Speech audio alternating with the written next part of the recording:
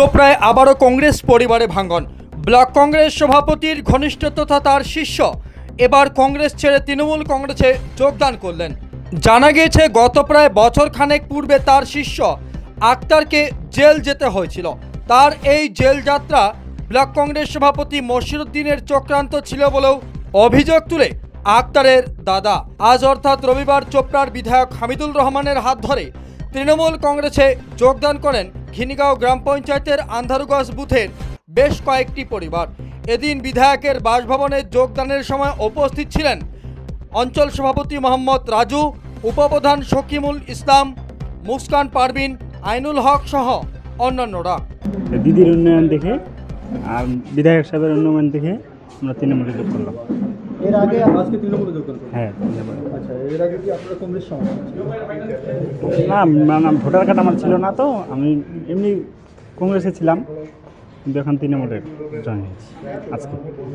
আর দাদা, একটা বিষয় যে কোনো দিক থেকে কি মনে হয়েছে যে কংগ্রেস ব্যর্থ, কোনো রকম উন্নয়ন বা কিছু করতে পারেনি? না না, উন্নয়ন করতে পারে না। দিদির উন্নয়ন দেখে, বিধায়ক সাহেবের উন্নয়ন দেখে আমরা তৃণমূলে যোগ করেছি। কি মনে হয় আগামী দিনে তৃণমূল কংগ্রেসের শক্তি আরও বাড়বে? হ্যাঁ, শক্তি অবশ্যই বাড়বে, আশা করি অবশ্যই বাড়বে। আপনারা কতজন যোগদান করলেন আজকে? পাঁচটা পরিবার। আপনাদের বুথ এটা হচ্ছে আন্দারুগঞ্জ 142 নম্বর বুথ।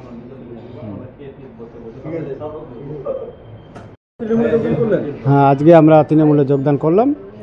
আমাদের 5টা পরিবার, প্রায় আমাদের 50টা ভোট আছে। আমরা আজকে যোগদান করলাম। এই যে কোন পার্টি করতে না?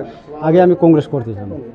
মশিরুদ্দিনের ওর কাছে শিখতে দিয়েছিলাম, সে ওর চক্রান্তর কারণে আর কি, ওর বিরোধীর কারণে ওনাকে আর কি পুলিশ গ্রেপ্তার করেছিল, পুলিশ ধরেছে। আবার আমি অনেক দিন পরে আমি ছুটা নিয়ে আসছিলাম, ওকে বাইর করেছিলাম। বাইর করে তখন আমি আর কি দেখছি, দেখুন তো বাইর হয়ে গেছে, আর তখন বিরোধী করে আর লাভ নাই। তাই জন্য আমি, আমাদের বিধায়ক আছে এখানে, আমাদের প্রধান আছে, আইনুল কাকু আছে, অঞ্চল প্রেসিডেন্ট আছে, আমাদের আব্বাস ভাই আছে, ওনারা কি আমি হাত ধরে আজকে আমি তৃণমূলে আবার জয়েন করলাম। আচ্ছা, ওই যে তোমার ভাইকে অ্যারেস্ট করা, এটা চক্রান্ত বা কোনো চাল ছিল? না হলে আর কীভাবে তোর গ্রেপ্তার হতো? অবশ্যই ছিল, তাই জন্য গ্রেপ্তার হয়েছিল। আপনার নাম বলবেন? আমার নাম রকিবুল আলী, আমি কংগ্রেসের যুব প্রেসিডেন্ট ছিলাম, এখন আমি আজকে তৃণমূলে আমি জয়েন করলাম। কংগ্রেসে কি দেখেছিলেন? আমি যুব কংগ্রেসের সভাপতি ছিলাম অঞ্চলে। এর কয়েকদিন আগে তো যে ব্লক প্রেসিডেন্ট আছে কংগ্রেসের, তার বুথ প্রেসিডেন্ট এরা জয়েন করেছিল। এনারা সেই দিন বাইরে ছিল, এরাও কংগ্রেস করতো দীর্ঘদিন ধরে, এরাও এসছে। আরও কিছু লোক বাইরে আছে, বাকি আছে। আস্তে আস্তে সবাই আশা রাখছি যে সবাই জয়েন করবে, এবং দিদির উন্নয়ন দেখে আমরাও চাইছি, সবাইকে আমরাও আহ্বান করছি যে বাকি কয়েকটা সিপিএম, কংগ্রেসের, বিজেপির কয়েকটা দালাল আছে, এই দালালগুলো সাধারণ লোকদের চক্রান্ত করে ভুল বুঝাই ঘুরাই নিয়ে বেড়াচ্ছে। সাধারণ লোক বুঝতে পেরেছে যে পশ্চিমবাংলায় দিদির উন্নয়ন ছাড়া, দিদির হাতকে ছাড়া অন্য কিছু করা যাবে না। আরও কিছু লোক আস্তে আস্তে আরও কিছু লোক জয়েন করবে, আরও কয়েকজন রয়েছে। আজকে 5টা পরিবার জয়েন করলো, এরা সবাই কংগ্রেস করতো। আগামী আসলামগঞ্জ থেকে এসছে। বুথ নম্বর, বুথ কত? বুথটার নাম কি? আন্দারুগঞ্জ বুথ 142 নম্বর বুথ থেকে ওরা আজকে 5টা পরিবার জয়েন করলো। সেই দিন কয়েকটা পরিবার জয়েন করছিল, আরও 15-20টা পরিবার আছে, ওরা একটু কাজে আছে, ওরাও কয়েকদিন পরে জয়েন হবে। আশা রাখছি যে সব কর্মীরা, আমাদের অঞ্চল প্রেসিডেন্ট থেকে মেম্বার, প্রধান থেকে সবাই নিজ নিজ এলাকায় আরও কিছু লোককে জয়েন করার জন্য রেডি আছে। আমরা 21 জুলাইয়ে ফিরে আসার পরে আরও ঘিনিগাঁও অঞ্চলে ব্যাপক হারে জয়েন করবে। আগামী দিন ঘিনিগাঁও অঞ্চলটা মুক্ত অঞ্চল হয়ে চলবে, এটাই আশা রাখছি। তাদেরকে তো আমরা সবাই আহ্বান করছি, এবং যে যে বুথে আমাদের মেম্বার রয়েছে, লিডার রয়েছে, প্রধান রয়েছে, অঞ্চল প্রেসিডেন্ট রয়েছে, ওনাদের সঙ্গে যোগাযোগ করছে। আমরা 21 তারিখের পরে একটা ভালো জয়েনিং হবে। অবশ্যই খুব ভালো জিনিস এটা। আমাদের মানে তৃণমূল মামাটি সরকারের উন্নয়ন জিনিস দেখে এক এক করে সবাই জয়েন, নাই বেশি কিছু ছিটেফাটে আছে, ওরাও সবাই জয়েন করবে। সবথেকে বড় বিষয় হচ্ছে যে আমাদের যে বিধায়ক আছে, ইনার যে চোপড়া ব্লকে যেটা উন্নয়ন আছে, বিরোধী কেউ করতে চাইবে না। আর বিরোধী যারা আছে, ভুলবাস্য আছে, ওরা নিজে নিজে বুঝে যাচ্ছে, এবং নিজে নিজে জানে যে বিরোধী করে লাভ নেই, আমাদের বিরোধী করে আমাদের লাভ নেই। আমরা শাসক দলে থাকলে মানুষের কাজ করতে পারবো, উন্নয়নমূলক কাজে শরিক হতে পারবো, এটার জন্য মানুষ চিন্তাধারা করে শাসক দলে চলে আসছে। আর এর পাশাপাশি আরেকটা বিষয়, সে আক্তারের দাদু বললেন যে মসজিদের দোকানে যেতেও প্র্যাকটিস করতে ঠিক তাকে এমনকি তার জেল যাত্রাও হয়েছিল, জেলে যেতে হয়েছিল। এটা তো সব থেকে দুঃখের বিষয় যে নিরীহ পার্সেন্ট ছেলে ওরা মানে প্র্যাকটিস করতো, যাই হোক তারপরেও ওকে ফাঁসানো, এটা তো পুরোপুরি চক্রান্ত করে ওকে ফাঁসানো হয়েছে। না হলে দেখুন ওই রকম আমি যেটুকু জানি যে ও খুবই অল্প সময়ের মধ্যে, খুব একটা দীর্ঘ টাইম হয়নি, ও এই সম্বন্ধে জানে না। যিনি এটার মাস্টার মাইন্ড ছিল উনিও হয়তো ওনার নাম বলেছে, তার জন্য এটা ওনাকে ফাঁসানো হয়েছে। না হলে কী করে ওনার নাম আসবে জড়িয়ে?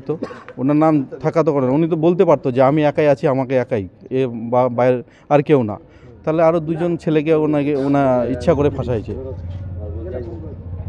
থাকবে না তো, যে কয়েকটা দেখেন আপনি 2-4টা ছিটায় পাড়ায় আছে ওটাও চলে আসবে কেন? ওর কোনো কোয়ালিটি নাই নেতাগিরির, ওর কাছে থাকবে মানুষ কি করে? ওর একটা কোয়ালিটি নেই, ও নিজের বুথে ও ভোট করতে পারছে না। ও বলছে আমি ব্লক প্রেসিডেন্ট, এখন অবধি ও নিজের বুথে ভোট করতে পারেনি। আর মানুষ দেখো, মানুষ এখন উন্নয়ন দেখতেছে, এখন মানুষ মমতা ব্যানার্জির উন্নয়ন দেখতেছে। মমতা ব্যানার্জির যা কাজ, যা ওর উন্নয়ন সবাই দেখতেছে, দেখে কেউ থাকতে চাচ্ছে না। তো বিরোধী দলের একটাই দল আছে, যেটা হলো তৃণমূল দল। সবাই মানুষ তৃণমূল দলকে ভালোবাসে। দেখবেন আগামী দেখো 21শে জুলাইয়ের পরে ঘিন্নিকাতে মিনিমাম যতগুলো আছে 85% বিরোধী জয়েনিং হয়ে যাবে। होगा ही, क्योंकि जो ब्लॉक प्रेसिडेंट है कांग्रेस के ना, वो एक बात बोलता है, जियारुल दासपुरा का जो नेता जियारुल है, वो एक बात बोलता है कि এখানে যে কংগ্রেসটা রয়েছে সেটা কিন্তু पेट पूसा कांग्रेस।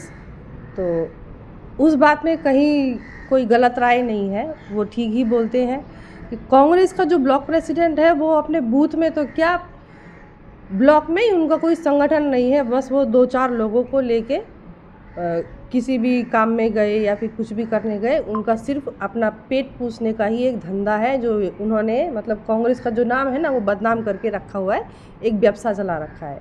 और आज जो भी लोग ज्वाइन हुए हैं आश्रमगंज से ना, तो उनमें एक बच्चा जो है अख्तर, वो पहले डॉक्टर मोसीरुद्दीन की दुकान पर ट्रेनिंग लेता था एज ए डॉक्टर, लेकिन उसके साथ भी उन्होंने एक गंदा खेल खेल दिया। इसकी वजह से उस बच्चे को कुछ दिन जेल में भी रहना पड़ा था।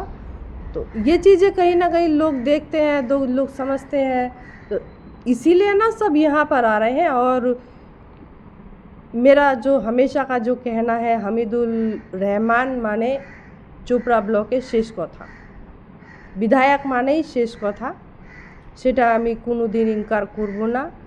তিনি আজকে বলেই দিলেন শেষ কথাটা, আর সবসময় যেটা বলেন উনি, তো আমি ওনার ছাড়া তো আর আমি ওনার উপরে তো আর কিছু বলতে পারি না, তো এটুকুই বলবো।